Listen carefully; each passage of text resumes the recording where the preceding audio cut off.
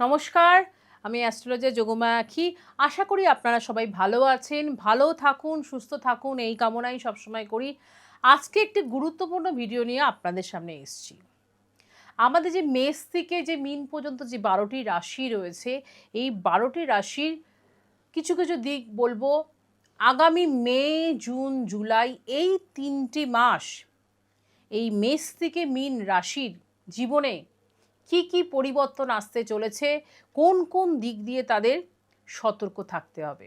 আজকে এই ভিডিওটি এই জন্যই বানিয়েছি, কিছু প্ল্যানেটের তুঙ্গস্থ পজিশন রয়েছে, কিছু প্ল্যানেটের চেঞ্জেস রয়েছে, তাদের সেই গ্রহদের বিচার করে যে যতটুকু আমি পেয়েছি সেটা নিয়ে আপনাদের ছোট ছোট করে বলবো এবং খুব সংক্ষেপে আপনাদের সামনে কিন্তু বলে যাব। সেই দিকগুলো কিন্তু আপনারা ভীষণ ভালোভাবে খেয়াল রেখে এবং ভালো যেটা আসছে সেটাকেও সুন্দরভাবে গ্রহণ করে আপনারা এগিয়ে চলবেন। কাজেই কথা বেশি বাড়াবো না। কাজেই এই যে রাশিগুলোর কথা বললাম একদম মেষ থেকে মীন পর্যন্ত, প্রথমেই যে রাশিটি আছে সেটি হচ্ছে মেষ রাশি। কাজেই মেষ রাশির জাতক জাতিকাদের বলবো কিন্তু কর্মক্ষেত্রে কিন্তু একটা উন্নতির যোগ কিন্তু বেশ ভালো দেখা যাচ্ছে। এই মে, জুন, জুলাই মাস পর্যন্ত বেশ কর্মে আপনাদের কিন্তু উন্নতির যোগ রয়েছে। তেমনি বলবো বড় কোনো সিদ্ধান্ত, যে কোনো গুরুত্বপূর্ণ সিদ্ধান্ত নেওয়ার আগে অবশ্যই ভালো করে চিন্তাভাবনা করে বাড়ির যারা বড় রয়েছে তাদের সাথে আলোচনা করেই তবেই সেই সিদ্ধান্তের দিকে কিন্তু এগোবেন, খুব ভালো হবে তাতে।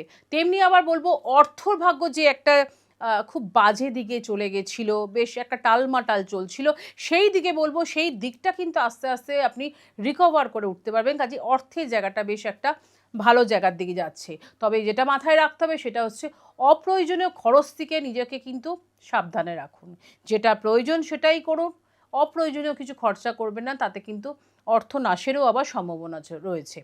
তেমনি আবার বলবো যেসব সম্পর্কে খুব টানাপোড়েন চলছিল, ঝুট ঝামেলা চলছিল, সেগুলো কিন্তু সেই সব ভুল বোঝাবুঝি মিটে গিয়ে কিন্তু একটা ভালো দিক আসতে চলেছে।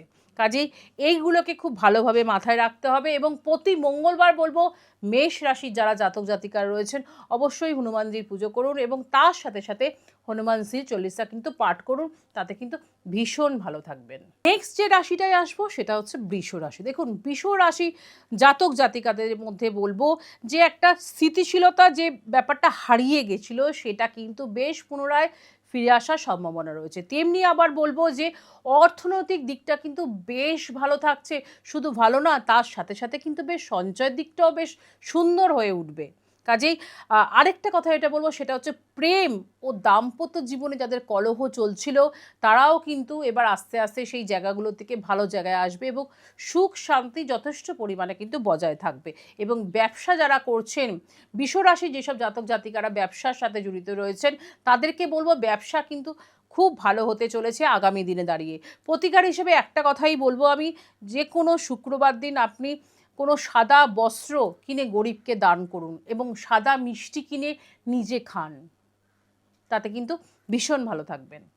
এবার আসবো মিথুন রাশি। মিথুন রাশি জাতক জাতিকাদের বলবো যে এই যে মে মাস থেকে জুলাই মাস পর্যন্ত যে টাইমটা, এই টাইমের মধ্যে আপনাদের মধ্যে কিন্তু বিভিন্ন রকম নতুন নতুন আইডিয়া এবং পরিকল্পনা আসবে, কিন্তু সেটাকে আপনাকে বাস্তবায়িত করতে হবে। অবশ্যই সেগুলো খুব ভালো, সেই পরিকল্পনাগুলোকে আপনি কাজে লাগান, তাতে কিন্তু আপনি উন্নতির দিকে যাবেন। তেমনি আবার বলবো অর্থনৈতিক জায়গাটা কিন্তু বেশ ভালো থাকছে এবং প্রেম ভালোবাসা বলবো যে সম্পর্কগুলো রয়েছে সেগুলো নিয়ে কিন্তু নিজেদের মধ্যে ভুল বোঝাবুঝি, এমনকি দাম্পত্য জীবনেও কিন্তু বেশ ছোটোখাটো জিনিস নিয়ে কিন্তু একটা ঝুট ঝামেলা দেখা দিচ্ছে। তেমনি আবার বলবো আয় যেমন আপনার বাড়বে না, তেমনি খরচার দিকেও কিন্তু বিশেষভাবে খেয়াল রাখতে হবে। খরচার দিকটা কিন্তু দেখা যাচ্ছে প্রচণ্ড হিউজ পরিমাণে, কিন্তু যেটা না করার না, যেটা করার সেটাই করুন, যতটুকু মনে করছেন করবেন সেটাই করুন। কাজে অপচয় করলে কিন্তু ভুগতে হতে পারে। কাজে এই দিকে বিশেষভাবে নজর দিতে হবে। আরেকটা যেটা বললাম সম্পর্কের দিকে কিন্তু বেশ ভালোভাবে কিন্তু বলবো খেয়াল রাখতে হবে। প্রতিকার হিসাবে আমি বলবো মা দুর্গার বীজ মন্ত্র পাঠ করুন, প্রত্যেকটা দিন মা দুর্গার বীজ মন্ত্র স্নান করে উঠে পাঠ করুন, তাতে কিন্তু আপনি অনেকটাই ভালো থাকবেন। এবার আসবো সিংহ রাশি। সিংহ রাশি যারা জাতক জাতিকারা রয়েছেন তাদের বলবো মে থেকে জুলাই মাস পর্যন্ত কিন্তু কর্মক্ষেত্রে কিন্তু আপনার একটা ভালো পজিশন আসতে চলেছে।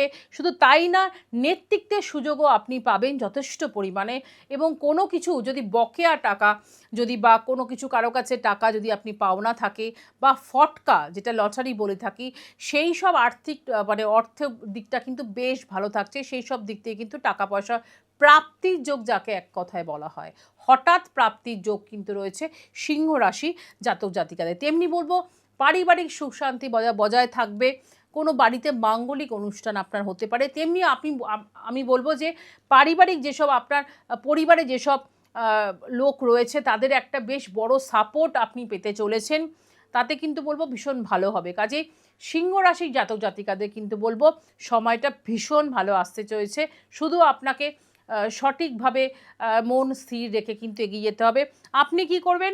আপনাকে বলবো প্রত্যেক দিন স্নান করে উঠে আপনি সূর্য প্রণাম করুন, এবং সূর্যের যদি বীজমন্ত্র জানা থাকে অবশ্যই সূর্যের মন্ত্র পাঠ করে সূর্য দেবতাকে জল অর্পণ করুন, তাতে কিন্তু আপনি ভীষণ ভালো থাকবেন। এবার আসবো কন্যা রাশির জাতক জাতিকাদের মে থেকে জুলাই মাস পর্যন্ত তাদের কেমনভাবে থাকতে হবে। দেখুন, কন্যা রাশির জাতক জাতিকাদের বলবো কিন্তু আগের থেকে আপনার কর্মজীবনে বা যে কোনো কাজের চাপ কিন্তু বেশ বাড়বে, সেটা আপনাকে একটু বুঝে নিতে হবে। 2 নম্বর হচ্ছে যে শরীরের দিকে কিন্তু বেশ ভালোভাবে খেয়াল রাখতে হবে। শরীর কিন্তু আপ অ্যান্ড ডাউনের মধ্যে দিয়ে যাবে, এবং হঠাৎ কোনো অর্থ আপনার বেরিয়ে যাওয়া কোনো খাতে হোক বা রোগ ব্যাধিতে হোক বেরিয়ে যাওয়ার সম্ভাবনা প্রবল রয়েছে। সেদিকে বিশেষভাবে নজর আপনাকে দিতে হবে। সম্পর্কের মধ্যেও বেশ টানাপোড়েনের একটা ব্যাপার আছে, তবে পরিস্থিতিকে আপনাকে নিজেকেই কিন্তু নিয়ে আসতে হবে একটা জায়গায়, যাতে পরিস্থিতি সেরকম না হয়ে যায়। পরিস্থিতিকে আপনাকেই বুঝে নিতে হবে। কাজেই আপনাকে বলবো কন্যা রাশি যারা জাতক জাতিকারা রয়েছেন তারা বুধবার দিন, প্রত্যেক বুধবার গণেশজির পুজো করুন এবং 11টা করে দুব্য গণেশজির মাথায় দান করুন, তাতে কিন্তু অনেকটাই ভালো ফল পাবেন। এবার আসবো তুলা রাশির যারা জাতক জাতিকারা রয়েছেন তাদের কেমন থাকছে মে থেকে জুলাই মাস পর্যন্ত। দেখুন, তুলা রাশির যারা জাতক জাতিকারা রয়েছেন তাদের বলবো কিন্তু যে একটা বড় উন্নতির সম্ভাবনা কিন্তু প্রবল। কাজেই আপনাকে বুঝে নিতে হবে যে কোন কোন দিকে আপনার উন্নতির যোগগুলো আসতে চলেছে, বা আপনি চেষ্টা করছিলেন সেটা হচ্ছিল না। কাজে সেই দিকে কিন্তু আপনাকে বিশেষভাবে নজর দিতে হবে এবং লেগে থাকতে হবে। 2 নম্বর যেটা বলবো সেটা হচ্ছে নতুন সম্পর্কের আসার সম্ভাবনা কিন্তু প্রবল। এবং আরেকটা কথা বলবো সেটা হচ্ছে আর্থিক দিক। আর্থিক দিকে কিন্তু একটা বিশাল উন্নতির যোগ রয়েছে। কাজেই আপনি কি করবেন? তুলা রাশি যারা জাতক জাতিকায় রয়েছেন তাদের বলবো প্রত্যেক শুক্রবার মা লক্ষ্মীকে সাদা মিষ্টি অর্পণ করুন এবং সেই মিষ্টি প্রসাদ হিসাবে আপনি নিজে গ্রহণ করুন, তাতে কিন্তু ভীষণ ভালো থাকবেন। এবার আসবো কুম্ভ রাশির জাতক জাতিকাদের মে থেকে জুলাই মাস পর্যন্ত কেমন কাটতে চলেছে। প্রথমেই বলবো কুম্ভ রাশির জাতক জাতিরা কিন্তু বেশ চাপে আছে, কেন তাদের 7.5 শেষ চরণ চলছে। কাজেই যে চাপ তাদের রয়েছে, আমি বলবো আগামী এই যে 3 মাস মে থেকে জুলাই পর্যন্ত তাদের জীবনের কিন্তু বলবো একটা টার্নিং পয়েন্ট আসতে চলেছে। কাজেই এটা মাথায় রেখে কিন্তু আপনাকে বিচার বিবেচনা করে বুঝে নিতে হবে যে কোন দিক দিয়ে আমার টার্নিং পয়েন্টটা আসতে চলেছে। কাজে সেই দিকে আপনাকে লেগে থাকতে হবে। ভীষণ ভালো টাইম আসতে চলেছে কুম্ভ রাশির জাতক জাতিকাদের। আপনাদের যে মেন্টাল ট্রেস একটা চলছিল সেটার থেকে আপনারা যেমন বেরোতে পারবেন, তেমনি উন্নতিও কিন্তু বেশ আসতে চলেছে, সেটা আপনারা নিজেরা বুঝতে পারবেন। তেমনি আবার বলবো যে এতদিন ধরে যে সাংসারিক বা দাম্পত্য জীবনে বা প্রেমে যারা প্রেমে রয়েছেন যে গণ্ডগোল একটা রয়েছে বা পূর্ণ সম্পর্ক নিয়ে বেশ একটা জেরবার চলছে, সেখান থেকে কিন্তু বেরিয়ে এসে একটা বেশ ভালো জায়গায়, স্থিতিশীল জায়গায় কিন্তু আসতে চলেছে সম্পর্কগুলো। তেমনি আবার বলবো যে অর্থনৈতিক দিকটাও যে একেবারে নড়বড়ে হয়ে গেছিল, যে একেবারে ধিমে তালে চলছিল, সেই জায়গাটাও কিন্তু বেশ আগের থেকে ভালো আসতে চলেছে। কাজেই কুম্ভ রাশির জাতক জাতিকাদের বলবো প্রত্যেক শনিবার গিয়ে বাড়ির মন্দিরে শনি মহারাজকে পুজো দিন এবং শনি মহারাজকে ডাকুন। আমার মনে হয় সেখান থেকে আপনি অনেকটাই রিকভার করে বেরিয়ে আসতে পারবেন। তাহলে আজকে লাস্ট এবং শেষ রাশি মীন রাশি। মীন রাশির যারা জাতক জাতিকা রয়েছেন তাদেরকে বলবো মে থেকে জুলাই মাস পর্যন্ত কিন্তু বলবো যে আপনাদের মধ্যে কিন্তু সৃজনশীলতা ব্যাপারটা কিন্তু আগের থেকে অনেকটাই বাড়বে। আর যে মন একটা বেশ একটা চঞ্চল হয়ে উঠেছিল, স্থিতিশীলতার যে অভাবটা দেখা যাচ্ছিল, সেটা কিন্তু আগের থেকে বেশ একটা স্থির জায়গায় আসতে চলেছে।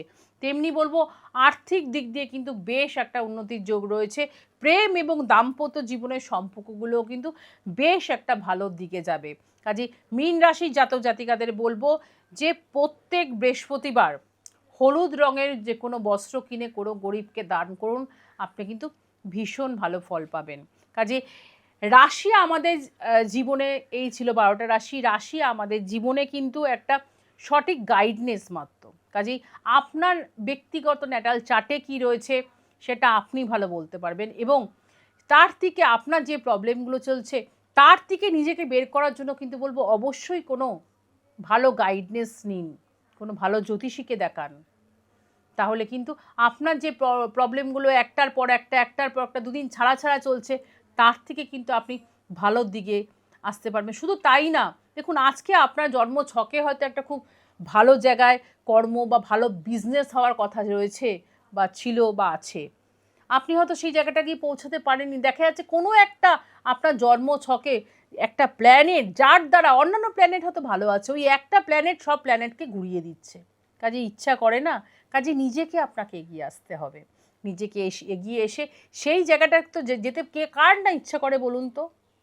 কাজেই নিজেকে নিজে বেরিয়ে আসুন, নিজেকে জেদ করতে হবে যে না আমাকে ওই জায়গাটায় পৌঁছাতে হবে। বা আপনার এই যে ইচ্ছা হচ্ছে না, এটার পিছনেও কিন্তু ওই গ্রহগত কারণই রয়েছে। কাজেই ভালো জ্যোতিষ পরামর্শ নিন, নিজে ভালো থাকুন, অপরকে ভালো রাখুন, নিজের মনের আশাটাকে পূরণ করুন। কাজেই ভিডিওটা যদি ভালো লাগে অবশ্যই ভিডিওটিতে লাইক করবেন, যাতে সবার প্রথমে আপনি দেখতে পারেন ভিডিওটি। তার জন্য চ্যানেলটিকে সাবস্ক্রাইব করে রাখবেন, শেয়ার করে দেবেন। সবাই ভালো থাকবেন, সুস্থ থাকবেন। নমস্কার।